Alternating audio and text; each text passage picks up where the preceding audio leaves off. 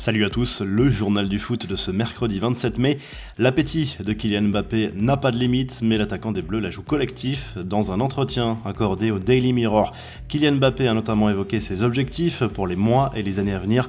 Interrogé notamment sur la perspective de remporter un jour le Ballon d'Or, l'attaquant du PSG s'est montré déterminé mais plutôt mesuré. Ce serait bien de le gagner, mais ce n'est pas quelque chose qui m'empêche de dormir. Je ne pense pas devoir le gagner dès la saison prochaine ou la suivante.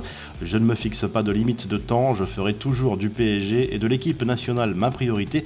Si les honneurs personnels viennent de mes performances, c'est du bonus, a confié l'attaquant parisien qui a également rappelé son envie de gagner la Ligue des Champions et l'Euro. Le champion du monde a également rappelé l'identité de ses modèles, Zinedine Zidane lorsqu'il était enfant et Cristiano Ronaldo plus récemment pour son parcours, ses titres et son état d'esprit.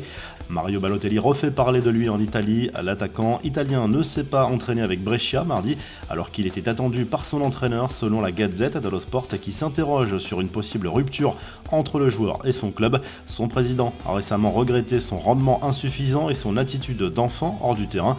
Le club n'a pas souhaité faire de commentaires sur cette absence. Les infos et rumeurs du mercato, la vieille dame pourrait lancer les grandes manœuvres pour Houssem Aouar.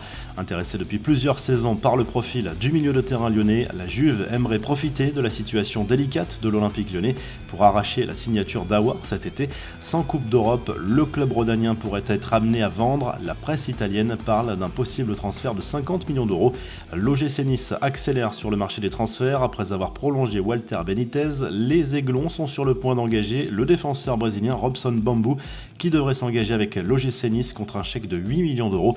Le joueur appartient actuellement au club brésilien de Paranense. Les infos, en bref, bonne nouvelle pour Paul Pogba et Marcus Rashford qui ont repris l'entraînement avec Manchester United. Ils seront en mesure de rejouer lorsque la Premier League reprendra. Le champion du monde a connu une saison très compliquée et n'aurait pas dû rejouer si la pandémie de Covid-19 n'était pas passée par là. Le soulagement pour les fans de Zlatan Ibrahimovic. Le Milan AC a publié un communiqué rassurant sur la blessure du Suédois survenue lundi à l'entraînement. Le tendon d'Achille n'est pas touché, ce qui écarte tout risque de graves blessures. Les confidences de Didier Deschamps. Le sélectionneur de l'équipe de France s'est exprimé sur l'actualité chaude du moment dans le football.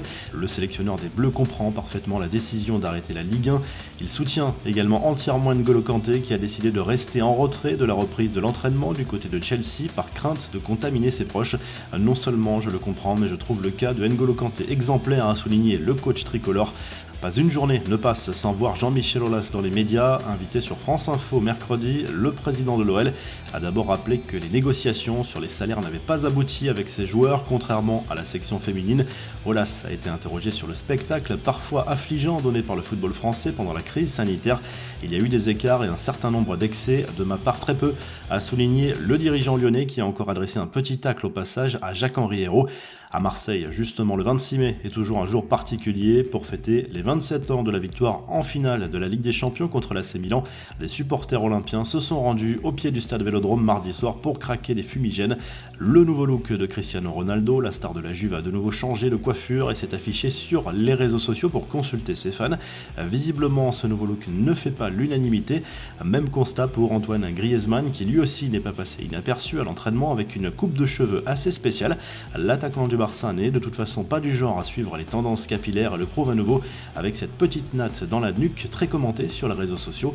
La revue de presse, le journal de l'équipe revient sur le choc entre le Borussia Dortmund et le Bayern Munich mardi soir.